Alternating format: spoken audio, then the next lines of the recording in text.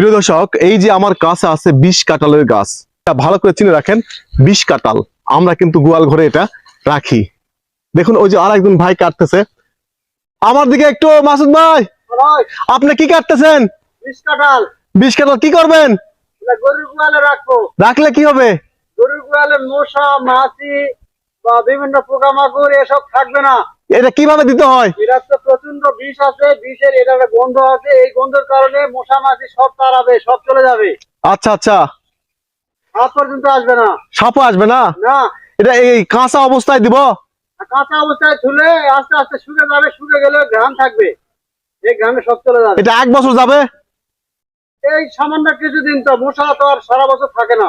মাস 2-3 চলবে না? 2-3 মাস, 2-3 মাসে একবার দিলেই চলবে। গোয়াল করে রাখবেন, দেখবেন মশা মাছি কখনো ঢুকবে না। প্রিয় দর্শক, এটার নাম হচ্ছে 20 কাঁঠাল। গ্রামে কিন্তু পাওয়া যায়। গাছের পাতাগুলো দেখুন একটু।